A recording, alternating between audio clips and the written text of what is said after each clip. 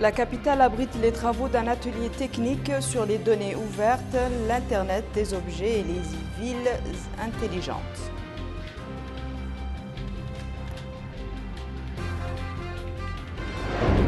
Le commissariat aux droits de l'homme, à l'action humanitaire et des relations avec la société civile organise un atelier de sensibilisation sur les dispositions de la Convention internationale pour l'élimination de toutes les formes de discrimination raciale. 1,4 milliard, c'est le montant de l'accord signé entre notre pays et le Japon dans le cadre du programme d'assistance aux réfugiés maliens dans le camp de Mbarra. Bonsoir mesdames, mesdemoiselles et messieurs, merci de vous joindre à nous. Nous ouvrons ce journal par cette réunion tenue aujourd'hui par la Commission de la Justice, de l'Intérieur et de la Défense de l'Assemblée nationale sous la présidence du député M. Sidney Sorna, son vice-président. Cette réunion a été consacrée à la discussion de 3 projets de loi. Il s'agit du projet de loi portant code de l'arbitrage, du projet de loi portant règlement des petits litiges et du projet modifiant et complétant certaines dispositions du code des procédures civiles, commerciales et administratives. Les membres de la commission ont suivi pour l'occasion une présentation du ministre de la Justice, M. Dia Mortal Malal, dans laquelle il a passé en revue les volets essentiels des projets de loi précités, notant qu'elle vise l'introduction de nouvelles règles juridiques portant sur l'arbitrage et facilitant ces procédures, tout comme elles permettent de combler le vide juridique qui était constaté au niveau de certaines dispositions du Code des procédures civiles, commerciales et administratives. Ces nouvelles règles définissent le concept des petits litiges et leurs procédures judiciaires de règlement. Je vous le disais en titre, la capitale a abrité ce matin les travaux d'un atelier technique qui porte sur la politique des données ouvertes, l'Internet des objets et villes intelligentes. Cette rencontre est organisée par le ministère de l'Enseignement supérieur, de la Recherche scientifique et des technologies de l'information et de la communication en collaboration avec la Commission économique et sociale pour l'Asie occidentale. Rabia Adeda. Durant 2 jours, les participants à cet atelier aborderont les sujets suivants: Internet des objets et villes intelligentes, politique de données ouvertes, défis et perspectives. Ils pourront suivre entre autres un exposé sur les politiques de données ouvertes dans les pays arabes. Le ministre de l'Enseignement supérieur, de la Recherche scientifique et des technologies de l'information et de la communication, Dr Sidi Ould Salem, a affirmé que pour s'adapter aux changements induits par ce secteur et tirer profit du potentiel qu'il offre, le gouvernement du Premier ministre, M. Mohamed Salem Ould Béchir, sous les directives du président de la République, Mohamed Ould Abdelaziz, œuvre à développer la société de l'information à travers l'amélioration de l'accès et l'usage des outils TIC et les réalisations de programmes de formation et de sensibilisation afin d'intégrer notre société à la société mondiale d'information. À titre d'exemple, le ministre a cité que dans le domaine du développement de réseaux à large bande, le lancement des travaux de construction de 1650 km de tronçons de fibres optiques a eu lieu en février dernier. Ce réseau permettra un accès Internet haut débit dans les capitales des wilayas du Hawd al-Sharqi, du Hawd al-Qarbi, de l'Assaba, du Guidimaqa, du Gorgol, du Trarza, du Brakna, de l'Adrar et de l'Inchiri. Dr Sidi Ould Salem a ajouté qu'un plan de réforme a été lancé en collaboration avec la Banque mondiale avec comme objectif de supprimer les obstacles à la concurrence, l'investissement et l'accès équitable sur le marché de haut débit et services numériques. Plusieurs réformes sont déjà réalisées ou en cours d'adoption dans ce cadre, en particulier celles visant à assurer la mise en œuvre opérationnelle du régime d'autorisation générale permettant l'avènement du nouveau acteur dans le marché des télécoms pour augmenter sa compétitivité, assurer la mise en œuvre opérationnelle du partage d'infrastructures permettant la réduction des coûts des communications et améliorer l'usage du fonds de service universel et l'adoption d'une stratégie de promotion du haut débit, a-t-il conclu. Pour sa part, le représentant de la Commission économique et sociale pour l'Asie occidentale, Mohamed Nawar Al-Awa, a affirmé que cet atelier permettra aux participants de suivre les différentes politiques et plans d'action mis en œuvre pour des politiques de données ouvertes, ce qui contribuera à l'atteinte des objectifs du développement durable dans ce domaine. Démarrage aujourd'hui à Nouakchott des travaux d'un atelier de sensibilisation et de renforcement sur les dispositions de la Convention internationale pour l'élimination de toutes les formes de discrimination raciale. Cet atelier est le fruit de la collaboration entre le Commissariat aux droits de l'homme, à l'action humanitaire et les relations avec la société civile et le projet de la promotion des droits de l'homme et du dialogue de la GIZ. Des magistrats, des représentants d'organisations de la société civile opérant dans le domaine de la lutte contre toutes les formes de discrimination raciale bénéficient de cet atelier de sensibilisation et de renforcement de capacités sur les lois et conventions nationales et internationales adoptées dans le cadre de la lutte contre la discrimination raciale. Dans un mot prononcé à cette occasion, le commissaire adjoint aux droits de l'homme, à l'action humanitaire et des relations avec la société civile, Rassoul Al-Khal, a indiqué que l'élimination de la discrimination et la lutte contre le discours de la haine ont constitué durant la dernière décennie un axe important du programme de son Excellence, le président de la République, Mohamed Abdelaziz, visant la construction et le renforcement de l'état de droit. Il a souligné la grande place qu'occupe la composante sensibilisation au commissariat, eu égard à son rôle crucial dans la formation des personnes ciblées et dans l'accompagnement de la grande et rapide évolution que connaissent les droits de l'homme. Pour sa part, la coordinatrice du projet de la promotion des droits de l'homme et du dialogue de la GIZ, elle a mis en exergue l'importance de l'atelier. La Mauritanie a ratifié la Convention contre la discrimination et a pris des mesures d'ordre juridique et administratif pour sa mise en œuvre. Pour la réalisation de cet objectif, le dialogue et la coopération entre l'État et la société civile est important. Et j'espère que ce séminaire aujourd'hui et demain pourra contribuer à ce dialogue.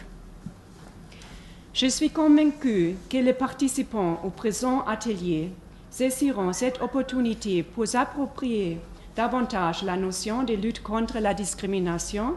Il faut rappeler que les participants suivront des exposés, des conférences sur la définition de la discrimination, sur les contenus de la Convention internationale pour l'élimination de toutes les formes de discrimination raciale et sur les mesures prises par le gouvernement mauritanien pour l'application de cette convention. Le secrétaire général du ministère de l'économie et des finances a signé aujourd'hui un accord de subvention avec l'ambassadeur du Japon accrédité dans notre pays. Cette subvention de 1,4 milliard est offerte aux organisations des Nations Unies opérant dans le cadre du programme d'assistance aux réfugiés maliens dans le camp de Mberra et les zones alentours. Moussanjay. Cette rencontre s'est tenue aujourd'hui, 9 avril 2019, à Nouakchott, sous la supervision du ministère de l'économie et des finances. Elle a regroupé 5 agences des Nations Unies. L'objectif est de présenter à la presse de nouveaux financements du gouvernement du Japon au projet du système des Nations Unies pour contribuer à la stabilité sociale en Mauritanie.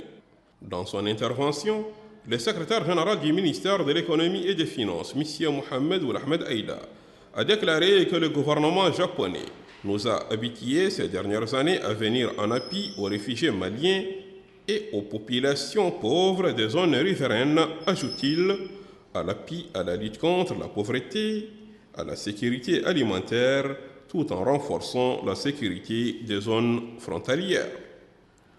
Cette année, le gouvernement du Japon a décidé d'octroyer au profit de la Mauritanie des financements d'environ 3,85 millions de dollars américains, soit 1,4 milliard d'ouguiyas aux projets qui seront exécutés par le HCR, l'UNICEF, l'OIM, le PAM et l'OIT, a déclaré son Excellence M. Norio Ehara, ambassadeur extraordinaire et plénipotentiaire du Japon en Mauritanie. Il a ajouté que la situation au Mali demeure toujours précaire, alors que depuis 7 ans, la Mauritanie abrite des milliers de réfugiés maliens dans le cas de Mberra et à Basseknou au Hadj-Charqi. Au nom des agences du système des Nations Unies en Mauritanie, M. Nabil Othman, coordinateur résident du système des Nations Unies à Nouakchott, a mis l'accent sur l'importance des généreuses contributions du gouvernement du Japon depuis 2012. Il a ajouté que le système des Nations Unies a été en mesure d'apporter ces dernières années un soutien considérable, à la fois aux communautés mauritaniennes les plus vulnérables affectées par la sécheresse, ainsi qu'aux réfugiés maliens du camp d'Embera, ajoute-t-il, toujours en appui aux efforts du gouvernement mauritanien. Pour rappel, durant ces 7 dernières années, le Japon a soutenu en partenariat avec des organisations du système des Nations Unies plusieurs actions humanitaires, notamment la lutte contre le terrorisme et le renforcement des capacités de structures mauritaniennes concernées par la gestion des zones frontalières. Direction la wilaya du Trarza qui a abrité hier les manifestations marquant la première journée du périmètre agricole en Mauritanie. Cette rencontre organisée par le ministère du Développement rural en collaboration avec l'Union arabe pour les engrais et sur un appui du groupement chérifien des phosphates et au profit des agriculteurs des wilayas du Trarza, du Brakna et du Gorgol. Les objectifs de cette rencontre avec Aminata Khan. L'objectif de cet atelier est la rationalisation de l'utilisation des engrais conformément aux nouvelles technologies modernes par le biais d'analyse des sols et des eaux afin de parvenir à une gestion intégrée de la fertilisation et de créer un mécanisme de consultation des agriculteurs afin d'identifier les problèmes pour élaborer les scénarios appropriés pour les résoudre. Ouvrant les travaux de la rencontre, le secrétaire général du ministère du Développement rural, Ahmed Zoulouba, a déclaré dans son discours pour la circonstance que la coopération entre le Centre national de recherche et de développement agricole et l'Union arabe des engrais et le complexe Chérif pour les phosphates reflète le rôle joué par l'Union arabe des engrais pour aider les pays arabes à réduire le fossé alimentaire entre la production et les besoins nationaux.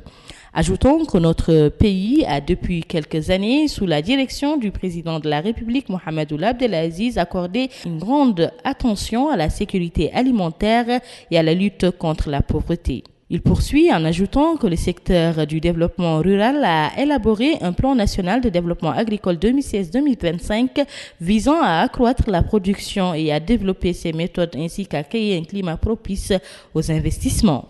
Pour Yasser Ghairi, directeur des affaires économiques et de la communication de l'Union arabe des engrais, il a souligné que l'Union est une organisation à but non lucratif qui cherche à créer une plateforme de communication entre les différents producteurs arabes. Ajoutant que l'objectif de l'organisation est de diffuser les nouvelles techniques d'utilisation optimale des engrais, ses méthodes de fertilisation, d'irrigation moderne et la mise en place de pratiques agricoles saines par le biais de la formation sur le terrain, de la lutte antiparasitaire et de la mécanisation dans l'agriculture ainsi que des consultations techniques pour les agriculteurs et les personnes concernées par la prévention des maladies des plantes. À son tour, Aziz Moukadam, représentant de la Fondation Al-Sherif pour les phosphates, a passé en revue les efforts de son organisation pour mobiliser les pays arabes en faveur de la rationalisation de l'utilisation des engrais. Notons que l'Union arabe des engrais est créée en 1975. Il est un organe arabe fonctionnant sous l'égide de la Ligue des États arabes qui est basée au Caire. Clôture hier soir à Nouakchott des travaux du séminaire sur la couverture médiatique professionnelle des élections prévu le mois de juin prochain. Les participants ont, à l'issue de la rencontre, produit des recommandations abordant différents aspects touchant la couverture médiatique des élections, en particulier l'élaboration d'un guide pour cette couverture. Au Karbaïlaba. Pendant 3 jours, les participants ont été édifiés sur les différents aspects touchant la couverture médiatique des élections à travers l'élaboration d'un guide. Ainsi, le secrétaire général du ministère de la Culture, de l'Artisanat et des Relations avec le Parlement, Dr Ahmed Ould-Ba, a indiqué que les recommandations ici de ce forum seront prises en considération par le département. Il a demandé aux bénéficiaires de bien tirer parti de cette formation. Il a loué les efforts consentis par les réseaux des femmes journalistes mauritaniennes pour l'organisation de cette rencontre et son souci de poursuivre la formation continue des journalistes. De son côté, la présidente du réseau des femmes journalistes mauritaniennes, Mme Khadija Mintel Mshtaba, a loué l'action des encadreurs qui a largement profité aux participants. Elle a en outre souligné l'importance que revêt la mise en œuvre des recommandations émanant de la session de formation des journalistes sur le terrain en période électorale.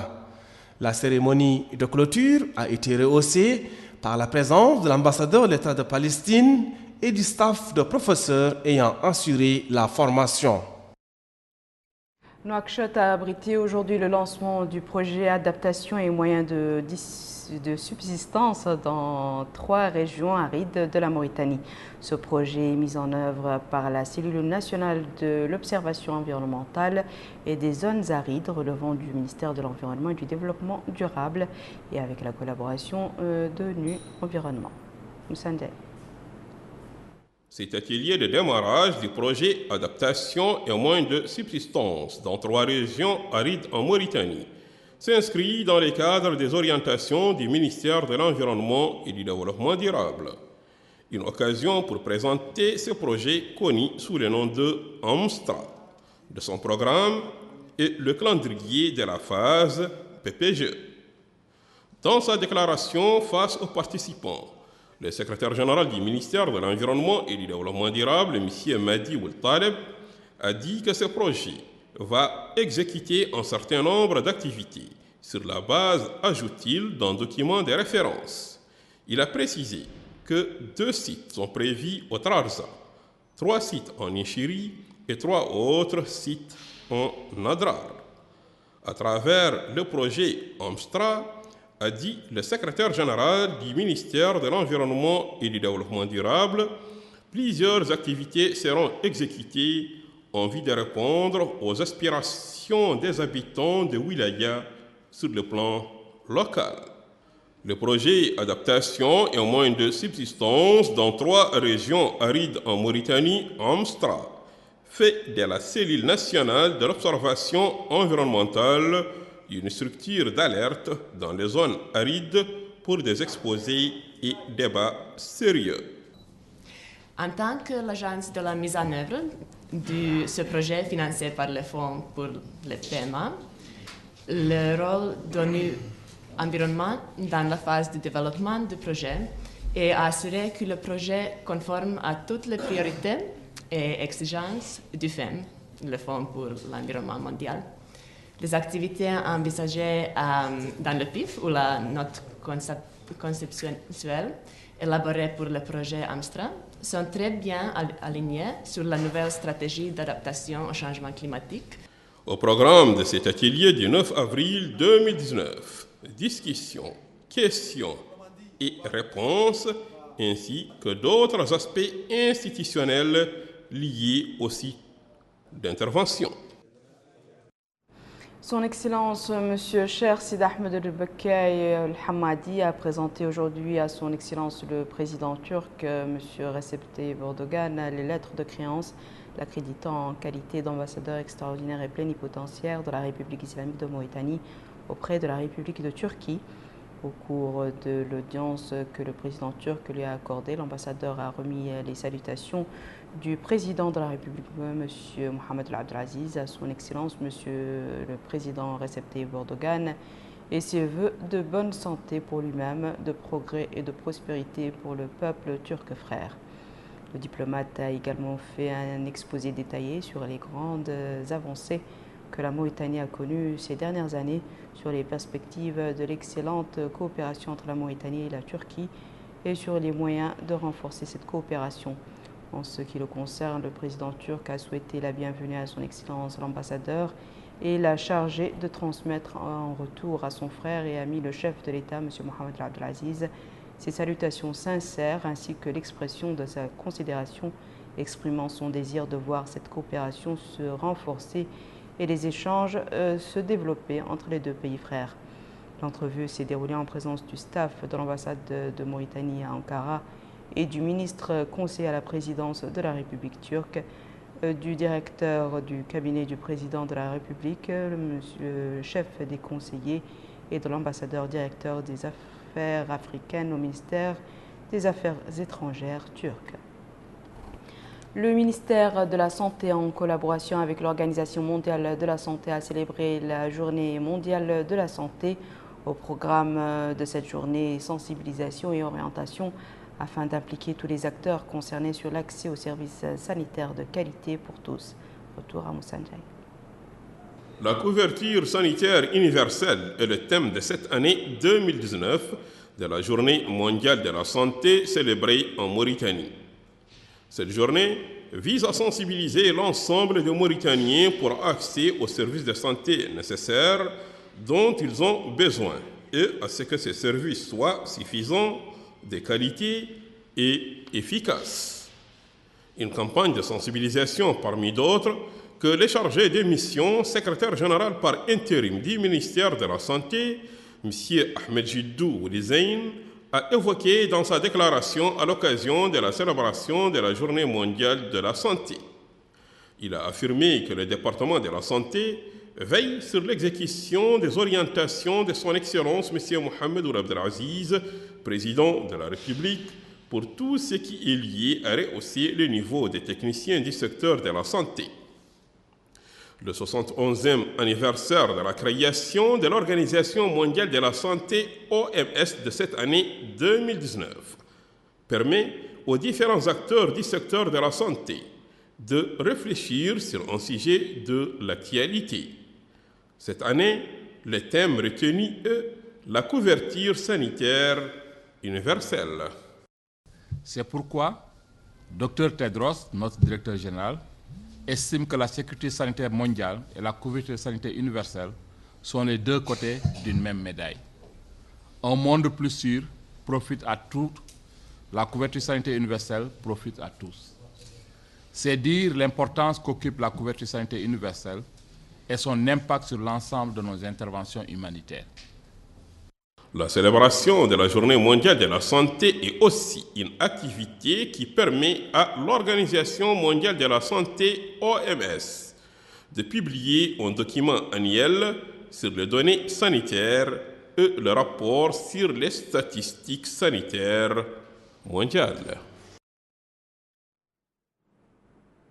Les travaux d'un atelier sous-régional sur la récitation du Saint-Coran et ses méthodes d'enseignement ont débuté aujourd'hui à Nouakchott. Cette rencontre est à l'initiative conjointe de la Commission nationale pour l'éducation, la culture et la science, avec la collaboration de l'Organisation islamique pour l'éducation, la science et la culture et l'Organisation mondiale du Coran et de la Sunna. Rabia Deda.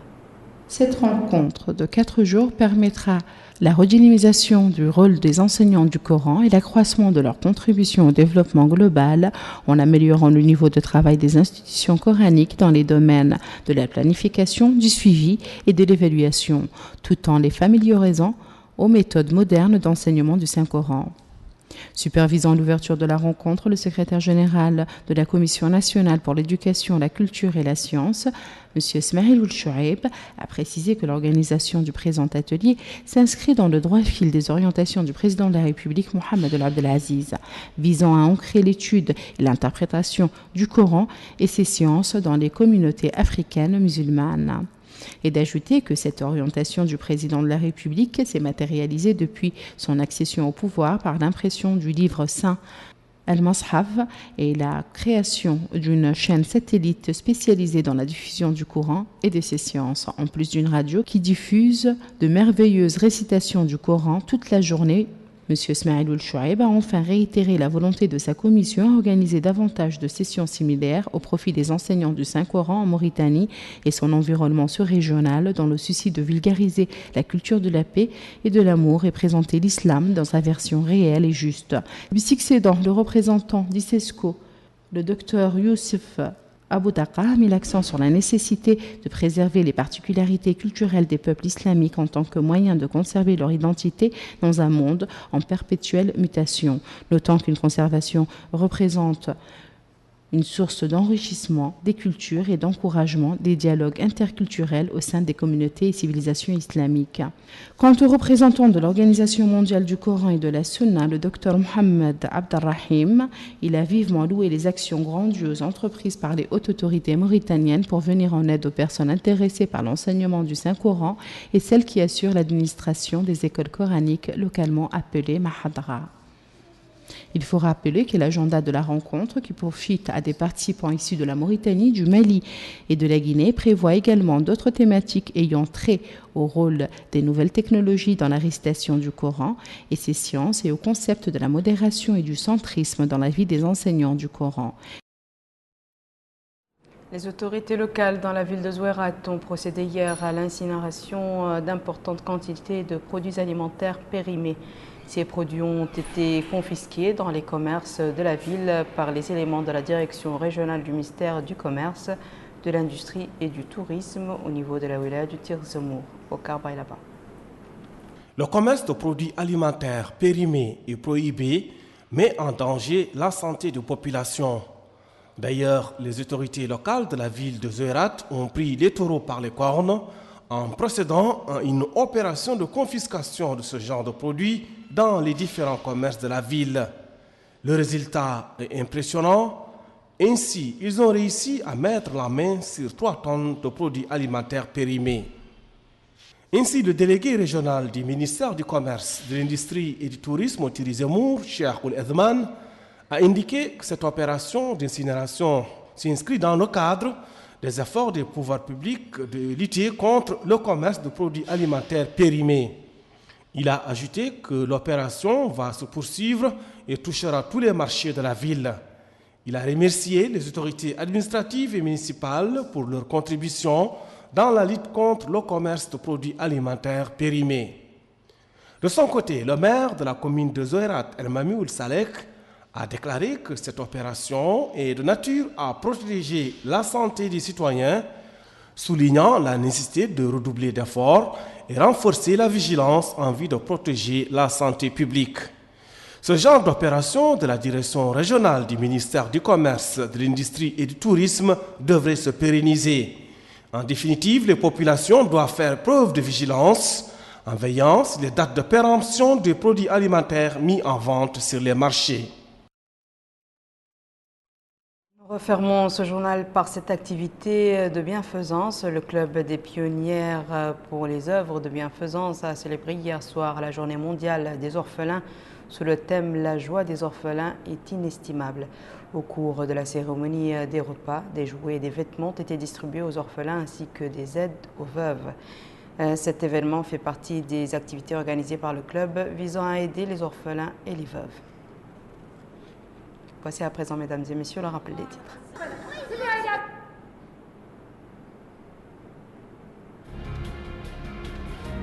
La capitale abrite les travaux d'un atelier technique sur les données ouvertes, l'Internet des objets et les villes intelligentes.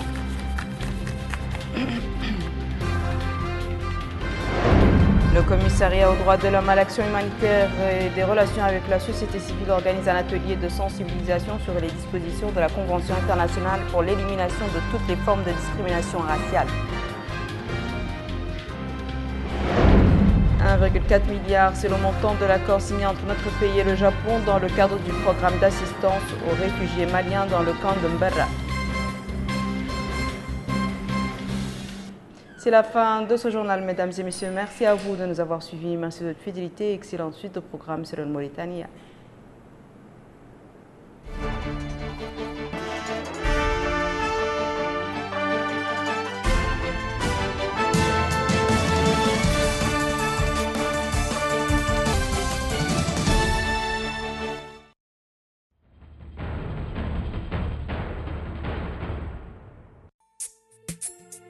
Chinguitel revient avec une offre incontournable.